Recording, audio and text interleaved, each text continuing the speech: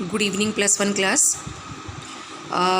जैसा कि बेटे मैंने आपको कहा था हमारी जब क्लास स्टार्ट हुई थी +1 की कि हम पहले सेक्शन सी करेंगे यानी राइटिंग स्किल, जिसके अंतर्गत अभी हमने 2 टॉपिक कंप्लीट कर लिए हैं। 2 टॉपिक के अंदर जितने भी टाइप्स की वैरायटीज़ थी according to topic, according to subject, वो हमने सब की। जैसे हमने नोटिस किया किस किस प्रकार के नोटिस हमें लिखने को आते हैं, आ सकते हैं या लिखे जाते हैं, उसी प्रकार कैसी कैसी advertisement as a exam purpose आती हैं या लाइफ में हम न्यूज़पेपर में देखते हैं, या हम लाइफ में अगर हमें कहीं एडवर्टीज़मेंट बनानी पड़े तो हम किस प्रकार एडवर्टीज़मेंट बनाएंगे, किस किस प्रकार की एडवर्टीज़मेंट कैसे लिखी जाती, ये सब हमने किया। और पूरी उम्मीद करती हूँ बेटे कि आपने पूरी समझने की कोशिश की होगी, और जिस तरीके से मैंने समझाने की कोशिश की है एज़ मच एज़ पॉसिबल आपको समझ आया होगा। नहीं तो बेटे जो क्लासरूम टीचिंग होती है उसकी बराबरी तो नहीं हो सकती, क्योंकि उस टाइम आप अपने डाउट्स भी पूछ लेते हो, फ़ेस टू फेस चीज़ें क्लियर भी हो जाती हैं। लेकिन अब भी ऐसा नहीं है, अगर आपको कोई प्रॉब्लम है तो आप शेयर कर सकते हो, बात कर सकते हो। बाकी जब हम मिलेंगे तो आपके जो भी डाउट्स हैं वो क्लियर ज़रूर होंगे, और अब भी कुछ हैं तो आप बात कर सकते हो। कोई प्रॉब्लम है you can discuss with the authorities of school and me also. Okay, so देर ना करते हुए बेटे कि हमारा अब राइटिंग स्किल में नेक्स्ट टॉपिक है लेटर्स। क्या है? पत्र। तो बेटे जैसा कि आपने 10th क्लास में किया कि आपके 10th क्लास में फॉर्मल लेटर्स थे। क्या थे? Formal letters. मैं फॉर्मल लेटर क्यों कह रही हूँ? लेटर आपके बेटे 2 प्रकार के होते हैं। 2 types are letter, formal and informal, औपचारिक अनौपचारिक। ठीक है, अब बेटे बात करें सबसे पहले लेटर्स। पत्र क्या होते हैं? देखो बेटे, ये टेक्नोलॉजी का ज़माना आने से पहले, ये टाइम आने से पहले हम लेटर के माध्यम से ही अपनी फीलिंग को दूर बैठे हुए रिलेटिव्स, मे बी पर्सन्स, और जो भी हमारे एक्वेंटेंसेस हैं या स्ट्रेंजर्स हैं या बिज़नेस पर्पस से हैं, उनसे हम कम्युनिकेशन लेटर के माध्यम से ही डेवलप करते थे जब ये टेक्नोलॉजी नहीं थी। लेकिन जैसे जैसे टेक्नोलॉजी का आना हुआ बेटे, हम कम्युनिकेशन के लिए लेटर का यूज़ कम करने लगे, और मोबाइल फ़ोन हैं या दूसरे जो अदर सोशल मीडियाज़ के जो सोर्सेज हैं उनका यूज़ करने लगे, तो लेटर की इम्पोर्टेंस कम होगी। लेकिन ऐसा नहीं है कि ये बिल्कुल ही नील हो गए हैं। हमारी लाइफ में लेटर्स की इम्पोर्टेंस आज भी है, जो कम्युनिकेशन का मोड है, जिनसे हम अपनी फीलिंग्स को दूसरों के सामने रख सकते हैं। तो लेटर क्या है? कम्युनिकेशन का एक मोड है, अपने आप को प्रेजेंट करने का एक मोड है। ओके, तो लेटर 2 प्रकार के मैंने बताया बेटा, फॉर्मल एंड इनफॉर्मल। 10th में भी आपके फॉर्मल थे, और अब +1 में भी फॉर्मल और +2 में भी फॉर्मल है। अब फॉर्मल लेटर क्या होते हैं, जैसा कि आपके सिलेबस में है, तो मैं आपको दोनों ही बताऊं कि बेटा जैसे मैंने आपको कहा कि इनफॉर्मल यानी अनौपचारिक, यानी ये वो लेटर होते हैं जो हम अपने रिलेटिव्स या नियर डियर वन को लिखते हैं। ठीक है, इनफॉर्मल वो होते हैं जो हम अपने रिलेटिव्स नियर या डियर वंस को लिखते हैं, जैसे आपकी मदर हैं, फादर हैं, भाई हैं, बहन हैं, उनको लिखते हैं। और इनको लिखते हुए बेटे हम अपनी खुशी, गम यानी हैप्पीनेस, सोरो, ग्रीफ, हर प्रकार की मूड को, हर प्रकार की भावनाओं को, फीलिंग्स को शो करते हैं। और ऐसे वर्ड्स हम लिखते हैं जैसे hello, how are you, God bless you, I hope you all are well. Okay, आप सारी चीज़ें इसमें आप यूज़ करते हैं, यानी इनफॉर्मल लैंग्वेज का इस्तेमाल करते हैं, आसान लैंग्वेज का इस्तेमाल करते हैं, ज़्यादा से ज़्यादा शब्दों का इस्तेमाल करते हैं, अपनी फीलिंग को डीपली एक्सप्रेस करते हैं, डीपली बातें करते हैं। बहुत ज़्यादा लंबी लंबी कम्युनिकेशन आप इन लेटर्स के माध्यम से अपने फ्रेंड्स और डियर वन के सामने रखते हैं। ठीक है। लेकिन इसकी भी जो लैंग्वेज होती है वो काफ़ी सिंपल और मे बी पोलाइट होती है, रूड नहीं होती बेटे। रिस्पेक्ट जो है उसको इन लेटर्स में भी फॉलो किया जाता है।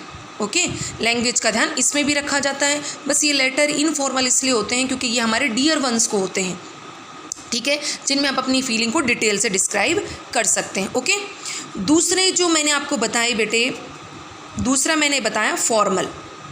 फॉर्मल मीन्स औपचारिक, यानी औपचारिक जो पत्र होते हैं बेटे, उनको लिखते समय हमें काफ़ी लिमिटेड यानी औपचारिक तौर तरीक़ों का, सेंसेस का और मे बी डिसिप्लिन का यूज़ करना पड़ता है। यानी हमें टू दी पॉइंट बात करनी पड़ती है, हमारा जो मेन पर्पज़ है उसको शो करना होता है, और हमारी लैंग्वेज काफ़ी मॉडेस्ट होनी चाहिए।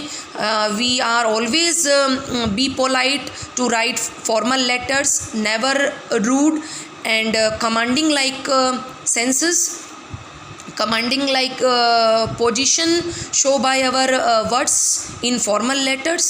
तो इन फॉर्मल लेटर में भी बेटे हमें लिखते समय औपचारिकता का ध्यान रखना पड़ता है। क्यों? क्योंकि ये जो लेटर होते हैं वो हम अपने बिजनेस के पर्पज़ से लिखते हैं, ठीक है।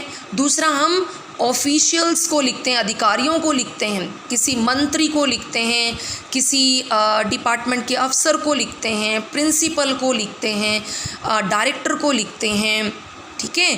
तो हम स्ट्रेंजर्स को लिखते हैं, ठीक है, जिनके बारे में हम मे बी जानते भी हो सकता है और नहीं भी जान सकते, लेकिन नहीं जानने की पॉसिबिलिटी ज़्यादा होती है। अब मंत्री का नाम जानने से हम उनको पर्सनली थोड़े ना जानते हैं। तो इस प्रकार के लेटर्स में हम पर्सनल फीलिंग्स का, पर्सनल शब्दों का इस्तेमाल नहीं करते हैं।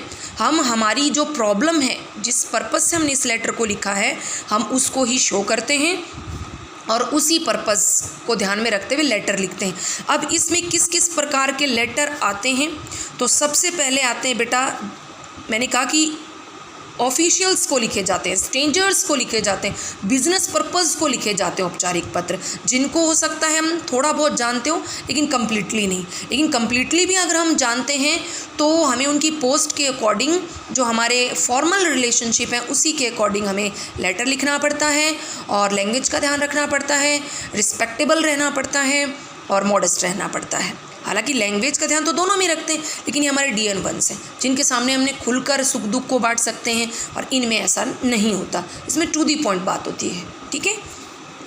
जैसे ये दी एडिटर हैं, एडिटर के लेटर हैं, जैसे हमने किसी अखबार वाले को लिखा वो लेटर आते हैं, या फिर हमने जो बिज़नेस के लिए लेटर लिखते हैं, व्यापार के लिए, व्यापार में कौन कौन से आ जाते हैं। जैसे हमने इंक्वायरी करनी है, इंक्वायरी करनी है।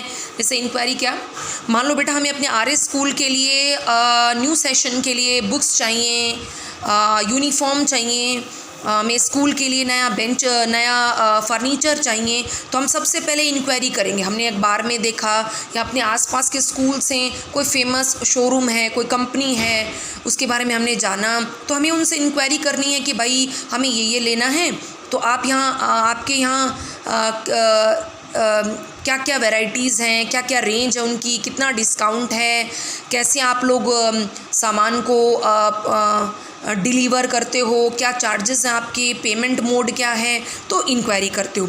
इंक्वायरी करने के बाद अगर आपको ठीक लगता है सब कुछ, तो आप ऑर्डर करते हो बेटे, और ऑर्डर करने के बाद अगर टाइम पे आपका ऑर्डर पहुंच जाता है, आपका सामान पहुंच जाता है तो ओके, और सामान अगर ख़राब आ गया तो आप रिप्लेसमेंट चाहते हो।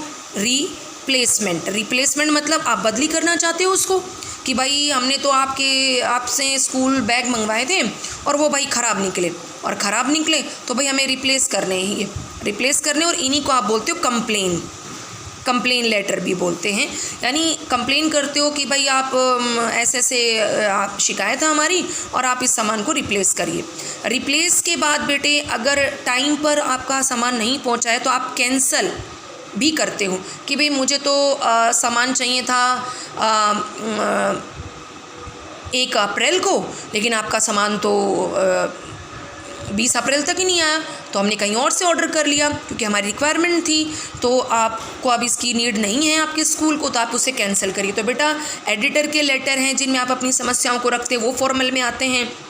बिजनेस लेटर है जिसमें आप इंक्वायरी करते हो, इंक्वायरी के बाद आप ऑर्डर करते हो, ऑर्डर अगर आपका ख़राब आया है तो आप रिप्लेसमेंट चाहते हो, कंप्लेन करते हो, अगर टाइम पर नहीं आया तो कैंसिल करते हो, ठीक है। तो इस प्रकार से आपकी बिजनेस लेटर हैं। इनके अलावा बेटे हम पोस्ट के जो लेटर लिखते हैं, पोस्ट लेटर मतलब बेटे कि जॉब अप्लाइंग के लिए जो आप लेटर लिखते हो गवर्नमेंट को, या आप कहीं स्कूल में नौकरी करने के लिए किसी पोस्ट के लिए लेटर लिखते हो, तो वो किस में आते हैं, फॉर्मल में आते हैं, ठीक है। स्कूल प्रिंसिपल को जो लेटर लिखे जाते हैं जिनमें आप ये चाहते हो कि भाई आपके बच्चे के लिए आपको कोई इंक्वायरी करनी है या स्कूल में एडमिशन के संबंधित कोई इंक्वायरी करनी है, तो वो ऑफिशियल्स में आते हैं, आप फॉर्मल में आते हैं बेटे। इसके अलावा ऑफिशियल लेटर होते हैं, ऑफिशियल, वो फॉर्मल में आते हैं। जैसे भाई आपको अपने जैसे हमारे यहाँ बिजली की समस्या है तो आप जो उस एरिया का जो बिजली डिपार्टमेंट का जो अफसर है उसको आप लेटर लिखें, और या फिर जैसे हमारे यहाँ कोई लॉ एंड ऑर्डर की प्रॉब्लम चल रही है तो आप कमिश्नर को लिखें या एसएचओ को लिखें, तो ये ऑफिशियल होते हैं ये।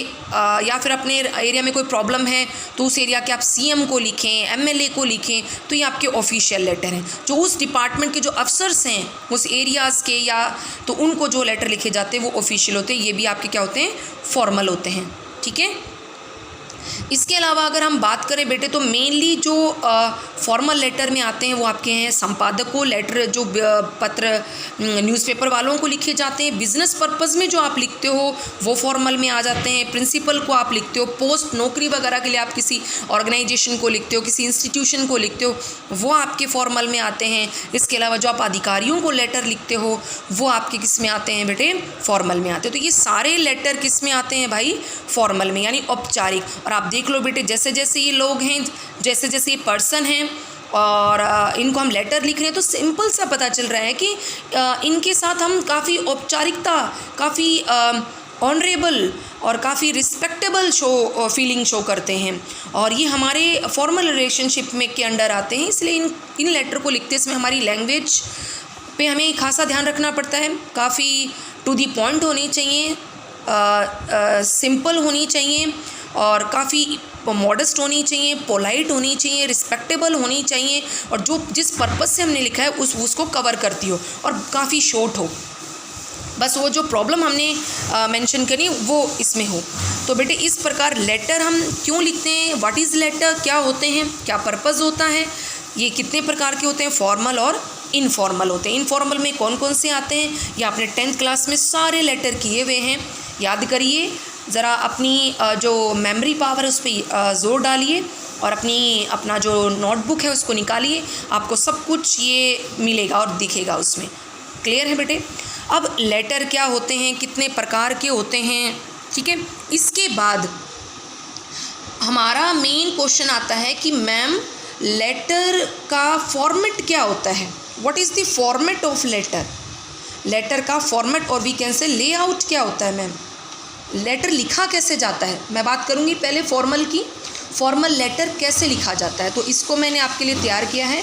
तो ये देखिए ध्यान से, ये आपके पास होमवर्क के लिए पहुंच जाएगा, आप उसको फेयर में नोट कर लीजिएगा इसको, और उसके बाद एज ए एग्ज़ाम्पल मैं आपके पास एक रिटन में भेजूँगी फॉर्मल लेटर, आप उसको पढ़िएगा, समझिएगा कि मैम ने जो ये फॉर्मेट बनाया है वो उसमें कंप्लीट है कि नहीं है, मैम ने जो समझाया वो उसमें है कि नहीं है, वैसी भाषा है कि नहीं है, टू दी पॉइंट है कि नहीं है, क्या ये फॉर्मल लेटर कहा जा सकता है। तो आपको एक सॉल्व मिलेगा, और ये आपका फॉर्मल लेटर का क्या है, फॉर्मेट है और लेआउट है, ठीक है। तो आप इसको ध्यान से समझिएगा। जब हम कोई फॉर्मल लेटर लिखते हैं बेटे तो हम किन किन बातों का ध्यान रखते हैं। सबसे पहले तो क्या होना चाहिए बेटे, हमारे पास हेडिंग और सेल्फ एड्रेस, और we can say sender address. सबसे पहले जो लेटर लिख रहा है ना उसका एड्रेस होना चाहिए, क्या होना चाहिए, उसका एड्रेस होना चाहिए। जो लेटर लिख रहा है उसका एड्रेस, यानी सेल्फ एड्रेस, यानी मैं लेटर लिख रही हूँ तो सबसे पहले मेरा एड्रेस हो। अब यहाँ क्या लिखा जाए, मेरा जो नाम है, ठीक है, उसको नहीं लिखना यहाँ, उसको हम लिखते हैं कहाँ, लास्ट में, सिग्नेचर की जगह पे। यहाँ उसको छोड़कर बाकी जो मेरा हाउस नंबर है, जैसे 77 भारत अपार्टमेंट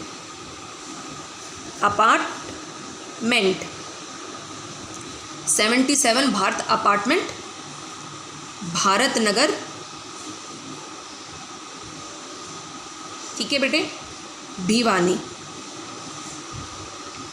ये लिख दिया मैंने। तो देखो बेटे, इसमें मैंने मेरे हाउस का जो भी एरिया है वहाँ का उसको मेंशन किया है, जो कॉलोनी का नाम है या जो उस एरिया का नाम है, और उस डिस्ट्रिक्ट का जो नाम है या उस स्टेट का जो नाम है उसको ही हम यहाँ क्या करते हैं, मेंशन करते हैं। जैसे 77 Bharat apartment, Bharat Nagar, Bhiwani, HR that means Haryana. तो यहाँ अपना नाम मेंशन नहीं करना, यानी सबसे पहले हम लिखते हैं सेल्फ एड्रेस। सेंडर जो भेज रहा है लेटर वो अपना एड्रेस लिखता है बेटे, ठीक है, उसमें अपना नाम नहीं लिखना यहाँ, बाकी सारा एड्रेस जो आएगा, ठीक है। ये आपको लेटर की स्टेटमेंट में गिवन होता है, ठीक है, तो आप वैसा लिखें। अदरवाइज गिवन नहीं है तो आपको इमेजिनेशन करके इसको बनाना पड़ता है, ओके।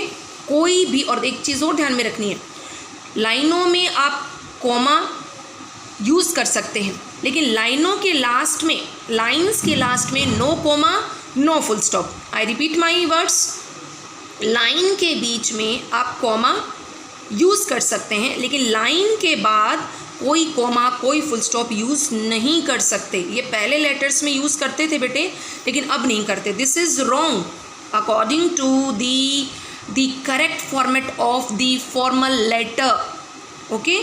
तो लास्ट में कोई कॉमा नहीं, कोई फुल स्टॉप नहीं, क्लियर।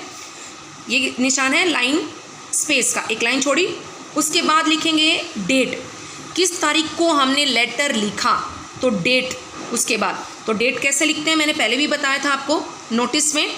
जैसे बेटा ऐसे लिखते हैं 13 जून 2020। अगर ऐसे लिख रहे हैं, ऐसे लिख रहे हैं तो ये होता है ब्रिटिश स्टाइल ऑफ राइटिंग। 13 जून अगर ऐसे लिखते हैं डेट को तो ये ब्रिटिश स्टाइल है, ओके। और हम ऐसे भी लिख सकते हैं डेट को जून 13, 2020, ये अमेरिकन स्टाइल है। तो ये दोनों स्टाइल में हम अपनी डेट लिख सकते हैं। तो आप चाहे ऐसे लिखो डेट, चाहे ऐसे लिखो, this is American style and this is British.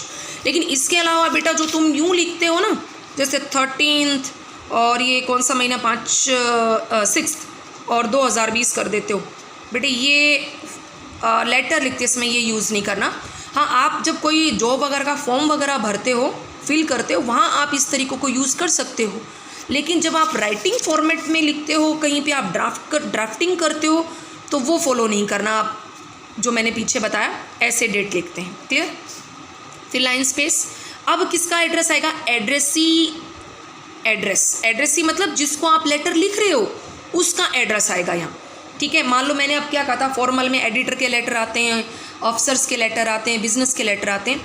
तो बेटा सबसे पहले तो उस आदमी का या तो पोस्ट दे रखी है तो पोस्ट, नाम दिया हुआ है तो नाम जिसको आप लिख रहे हो, ठीक है ना, या डिपार्टमेंट दिया तो डिपार्टमेंट। तो सबसे पहले उसकी डेजिग्नेशन या उसकी पोस्ट या उसका नाम, ठीक है, या तो नेम विद डेजिग्नेशन। जैसे मैंने एडिटर को लेटर लिखना है, तो मैंने किसी न्यूज़पेपर वाले को लेटर लिखना है, तो मैं क्या चीज़ ध्यान में रखूँगी, सबसे पहले मुझे नाम नहीं पता तो मैंने उस न्यूज़पेपर के एडिटर को लिखा, संपादक को। तो मैंने क्या यूज़ किया वहाँ पे बेटे, क्या यूज़ किया, यस, डेजिग्नेशन। तो सबसे पहले हम डेजिग्नेशन लिखेंगे, यानी उसकी पोस्ट। जैसे बिजनेस में आप लिख देते हो सेल्स मैनेजर, मैनेजर, ठीक है। और जब आप जॉब वगैरह के लिए अप्लाई करते हो किसी इंस्टीट्यूट में, तो आप डायरेक्टर लिख देते हो, दी सेक्रेटरी लिख देते हो, दी प्रिंसिपल लिख देते हो, इस तरीके से करते हो। तो पोस्ट के लिए। दूसरा, जिस डिपार्टमेंट को आप लेटर लिख रहे हो उस डिपार्टमेंट का नाम। जैसे मैं न्यूज़पेपर को लिख रही हूँ तो न्यूज़पेपर का नाम। अगर आप किसी पुलिस डिपार्टमेंट में लिख रहे हो, किसी पुलिस डिपार्टमेंट में लिख रहे हो तो नीचे क्या लिखोगे, द कमिश्नर ऑफ पुलिस, ठीक है, या पुलिस डिपार्टमेंट जो है आपका, तो उस डिपार्टमेंट का नाम। जैसे हम बिजनेस में लिखेंगे तो ऊपर लिख दिया दी सेल्स मैनेजर, और नीचे क्या लिखेंगे, उसकी कंपनी का नाम, जैसे भारत बुक डिपो, ठीक है। या फिर हम लिख सकते हैं क्या, जैसे कोई भी हमारे आसपास जो फेमस बुक सेलर हैं या शोरूम हैं जो बुक सेल करते हैं, कोई कंपनी है, उनका नाम। और उसके बाद वही बेटे स्टेट, जो भी स्टेट है या फिर जो भी आप डिस्ट्रिक्ट से मंगवा रहे हैं, जो भी है, तो डिस्ट्रिक्ट विद स्टेट या स्टेट का नाम। तो बेटा डेजिग्नेशन, नेम है तो नेम, डेजिग्नेशन, डिपार्टमेंट कौन सा है, और स्टेट या डिस्ट्रिक्ट कौन सी है। तो ये 3 चीज़ इसके अंदर होनी चाहिए। Address to the addressee, line space, फिर आएगा सैल्यूटेशन, स्पेलिंग को ध्यान में रखेंगे, SALUTATION। तो देखिए बेटा सैल्यूटेशन का मतलब क्या होता है, संबोधन। जिनको आप पत्र लिख रहे हो उनको सर मैम कुछ तो बोलोगे, और जो अधिकारी होते हैं बेटा ऑफिशियल लेटर होते हैं, हमें तो ये नहीं पता होता कि जिस डिपार्टमेंट में हम लिख रहे हैं वो मेल है या फीमेल हैं। तो इसीलिए बेटे कई बार आपने देखा होगा सर और मैम दोनों हमारी बुक्स में लिखा हुआ आता है, क्योंकि हमें नहीं पता होता। अगर we are confirm about the gender of the person, ठीक है, तो हम सर और मैम दोनों में से एक लिखेंगे। अगर हमें नहीं है कन्फर्मेशन तो हम दोनों लिख सकते हैं, बीच में ऑब्लिक का इस्तेमाल करेंगे, ठीक है। दूसरा बेटे कई बुक्स में भी आता है, बच्चे भी लिखते हैं डियर सर और मैम। बेटा देखो सबकी अपनी अपनी राय होती है, मैं गलत नहीं कह रही हूँ कि वो गलत हैं जो यूज़ करते हैं, ऐसा नहीं है, लेकिन अकॉर्डिंग टू माय ओपिनियन अगर मैं फॉर्मल लेटर की बात कर रही हूँ तो प्लीज़ यहाँ पे डियर वर्ड यूज़ मत किया करें, प्रिय सर और मैडम। देखो बेटे जो डियर वर्ड है वो बेसिकली इनफॉर्मल लेटर्स में यूज़ किया जाता है। अगर आप फॉर्मल में करते हो तो मतलब गलत तो नहीं है, लेकिन जिनको हम जानते नहीं हैं और पूरी तरीके से कंफर्म नहीं है उनके बारे में, तो हम उनको प्रिय कैसे कह सकते हैं। तो ये प्रिय जो वर्ड है इसकी अपनी एक स्पेशलिटी होती है, तो इसीलिए वो जो भी पर्सन है वो हमारे रिस्पेक्टेबल हैं, वो हमारे ऑनरेबल है, सम्माननीय है, आदरणीय है, पूजनीय है, ठीक है ना। तो फॉर्मल लेटर जब हम लिखते हैं तो according to my opinion dear word यहाँ से प्लीज़ आप रिप्लेस करें, यहाँ यूज़ ना करें। अगर आप करते हैं तो गलत नहीं होता, लेकिन अकॉर्डिंग टू माय व्यू मैं उसको प्रेफर नहीं करती हूँ। उसकी जगह यहाँ पे आप ऑनरेबल और रिस्पेक्टेबल वर्ड यूज़ करिए। क्या कहा मैंने, ऑनरेबल, रिस्पेक्टेबल, सर मैम, और ये मैम ऐसे लिखा करें, ये ऊपर एपोस्ट्रोफी है, मैम, ठीक है।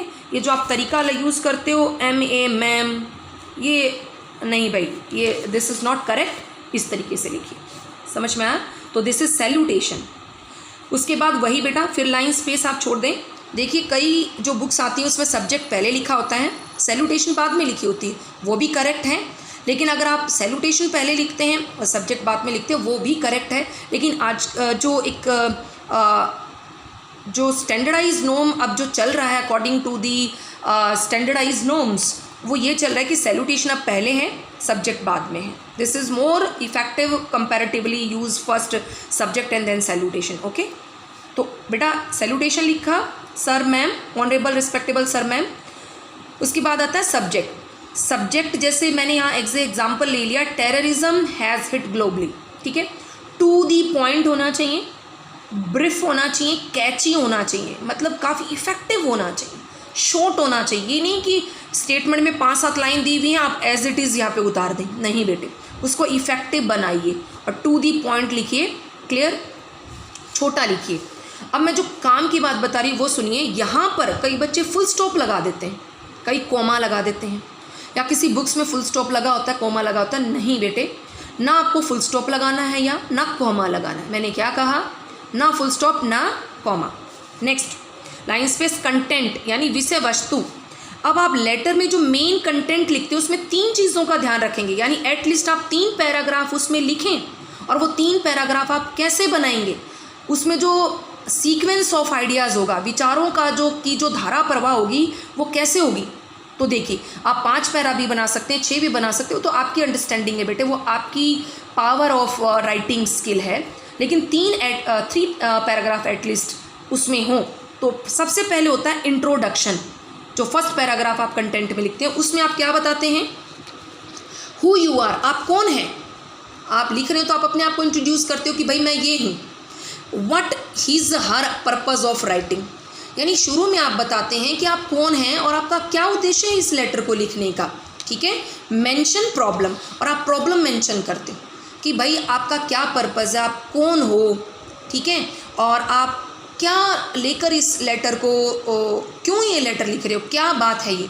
जैसे बेटे आप ऑफिशियल लेटर लिख रहे हो, मान लो आपके यहाँ पर जो है रोड ठीक नहीं है, तो आप शुरू में लिखते हो कि आई एम ABC, मेरा नाम ABC में भी कुछ भी है और मैं इस गांव से हूँ, और मतलब मेरी प्रॉब्लम क्या है कि हमारे यहाँ पे जो रोड की कंडीशन है वो ठीक नहीं है। तो मैं कौन हूँ, ये हूँ कि इस गांव से हूँ, और मैं क्यों लेटर लिख रहा हूँ कि मेरी प्रॉब्लम क्या है कि हमारे यहाँ के रोड ख़राब हैं। तो सबसे पहले इंट्रोडक्शन होता है कि आप कौन हैं, किस उद्देश्य से आप सामने आ रहे हो, क्या पर्पज़ है, क्या प्रॉब्लम है आपकी। तो first paragraph according to this. Second paragraph जो बॉडी होता है मेन लेटर का, डिटेल डिस्क्रिप्शन ऑफ प्रॉब्लम, जो भी आपकी प्रॉब्लम है। जैसे मेरी प्रॉब्लम यहाँ क्या है, मैंने क्या प्रॉब्लम ले रखी है, टेररिज्म की। तो टेररिज्म की जो प्रॉब्लम है, या आपके यहाँ जो रोड की प्रॉब्लम है, या जो इलेक्ट्रिसिटी ब्रेकडाउन की प्रॉब्लम है, या आपके स्कूल में जो ऑर्डर नहीं पहुँचा टाइम पर, जो आपने ऑर्डर किया था, उसको डिटेल में डिस्क्रिप्शन दीजिए। भाई आपकी ये प्रॉब्लम है, उससे क्या इफ़ेक्ट हो रहा है, क्या उसके मेरिट डिमेरिट हैं, क्या नुकसान उठाना पड़ रहा है, क्या परिणाम हो रहे हैं, उसके अच्छे परिणाम क्या हो रहे हैं, बुरे परिणाम क्या हो रहे हैं, ये सारी डिटेल दीजिए आप। यानी describe your problem in detail in each and every aspect of your letter. यानी जो भी आपके लेटर लिखने की जो प्रॉब्लम है उसको डिटेल में डिस्क्रिप्शन दीजिए। क्लियर। Next conclusion. अब आप प्रॉब्लम बताने के बाद कंक्लूज़न भी तो करेंगे लेटर का, जिसमें आप क्या क्या दे सकते हैं। रिक्वेस्ट कर लें कि भाई सर प्लीज़, मैंने तो बहुत कोशिश कर ली, अब आप ही से उम्मीद है कि आप इस प्रॉब्लम को सॉल्व करेंगे, प्लीज़ ध्यान दीजिए। या आपकी कोई उम्मीद है उसको शो करिए, कोई अपील है, अनुरोध है, या फिर आपका कोई सजेशन है, या कोई आपकी वार्निंग है, चेतावनी है कि भाई टेररिज्म के ऊपर ध्यान दो, सभी देश मिलके काम करो, नहीं तो ये कल को जो मैनकाइंड है, जो हमारा ब्रदरहुड है उस सब के लिए क्या है, हानिकारक है। तो इस तरीके से 3 पार्ट्स में आप अपनी कंटेंट को बताएं। इंट्रोडक्शन दीजिए, फिर डिटेल बताइए प्रॉब्लम की, फिर उसमें रिक्वेस्ट करिए या सजेशंस जो हैं, या उम्मीद जो है, जो वार्निंग है आपकी। क्लियर। उसके बाद लाइन स्पेस फिर आप करेंगे यहाँ। उसके बाद बेटे कॉम्प्लीमेंट्री क्लोज। क्या करेंगे, कॉम्प्लीमेंट्री क्लोज, यानी अब आप लेटर को क्लोज करने जा रहे हैं। तो बेटे अगर आपके परिचित को आपने लेटर लिखा है, किसी स्ट्रेंजर को लिखा है जिसको आप नहीं जानते, या किसी ऑफिशियल्स को लिखा है, अधिकारियों को लिखा है, तो आप क्या यूज़ करेंगे, योर्स ट्रूली। क्या यूज़ करेंगे, योर्स ट्रूली। अब यहाँ ध्यान दीजिए, योर्स का वाई कैपिटल, और इधर वाले का जो फर्स्ट लेटर होता है वो स्मॉल होता है हमेशा। क्या होता है, स्मॉल। मैंने क्या कहा, इधर वाले का जो वाई होता है वो कैपिटल होता है, इधर साइड में जो भी वर्ड आता है उसका फर्स्ट लेटर क्या होता है, स्मॉल होता है। क्लियर। और यहाँ एपोस्ट्रोफी यूज़ नहीं करते, दिस इज़ रॉन्ग, यानी विदाउट एपोस्ट्रोफी। याद रखिए इसको, योर्स ट्रूली। और एक बात और भाई, जो कुछ बच्चे बड़े ज़्यादा इंटेलिजेंट हो जाते हैं, जो टीचर की बात नहीं मानते और अपनी परसेप्शन बना लेते हैं, ये ट्रूली TRUE+LY से बना है, TRUE+LY से बना है। तो जब इनको प्लस कर देते हैं तो TRULY बनता है, तो ये ई जो है वो क्या हो जाता है, अकॉर्डिंग टू स्पेलिंग रूल ये यहाँ से रिमूव हो जाता है। तो ट्रूली ऐसे लिखेंगे। तो योर्स ट्रूली कब, जब एक्वेंटेंस हो, स्ट्रेंजर्स हो, ऑफिशियल्स हो। अगर बेटे सेकेंड थिंग, बिजनेस पर्पस से आप लेटर लिख रहे हैं तो आप क्या यूज़ करेंगे, योर्स तो है ही, फेथफुली या फिर सिंसियरली। क्या यूज़ करेंगे, फेथफुली या सिंसियरली। क्लियर। उसके बाद फिर लाइन स्पेस, सिग्नेचर। लास्ट में मैंने यहाँ कहा था सेल्फ एड्रेस जो लिख रहा है, हेडिंग जो भी जिसका एड्रेस है हेडिंग में, या सेंडर जो है लेटर लिखने वाला जो है, यहाँ उसका नाम नहीं लिखते, तो वो नाम अब कहाँ आएगा बेटे, यहाँ लास्ट में। Here sine with designation and full name. यहाँ साइन के बाद पूरा नाम, और उसकी क्या डेजिग्नेशन है, मैंने पहले भी बताया था डेजिग्नेशन, लेटर नोटिस पढ़ाया था तब बताया था, एडवर्टीजमेंट में भी बताया था। तो डेजिग्नेशन क्या होती है, पोस्ट। जैसे हमारे स्कूल में अलग अलग पोस्ट के काम करें, जैसे राजवीर दहिया जी हैं वो वाइस प्रिंसिपल हैं, वजीर मान जी प्रिंसिपल हैं, प्रताप जी चेयरपर्सन हैं, या honour of the founder of the school हैं। मैं क्या हूँ, लेक्चरर इन इंग्लिश हूँ, या मैं लेक्चरर इन मैथ हूँ, या पियोन है, जैसे असिस्टेंट हैं, क्लर्क हैं, या अकाउंटेंट हैं, ये सब क्या है बेटा, पोस्ट हैं। तो here sine with the designation and full name, जैसे साइन किया, पूरा नाम लिखा और पोस्ट लिखी। तो इस तरीके से बेटा ये क्या है आप लोगों का लेटर फॉर्मेट लेटर लेआउट और फॉर्मेट, ठीक है। तो यहाँ ओ फॉर लगा लीजिए, फॉर्मेट ऑफ लेटर्स, ये लेटर का फॉर्मेट है। क्लियर है भाई। तो इस तरीके से बेटे इसको आप समझ लीजिए। एक इसी फॉर्मेट को ध्यान में रखते हुए, फॉर्मल लेटर के इस लेआउट को ध्यान में रखते हुए मैंने आपके लिए एक सॉल्व है, वो आपको होमवर्क के रूप में पहुंच जाएगा। ध्यान से समझिए कि आज लेटर किए, लेटर में फॉर्मल लेटर का मैंने आपको फॉर्मेट बताया है, कैसे बताया, ध्यान से सुनिए और अच्छे से करिए बेटे। समझ में आया? कोई प्रॉब्लम है तो आप बात कर सकते हैं मुझसे।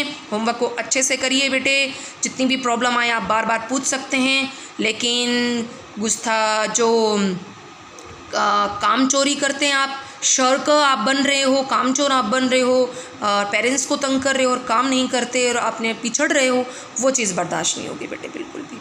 क्लियर? तो बेटे good night, God bless you.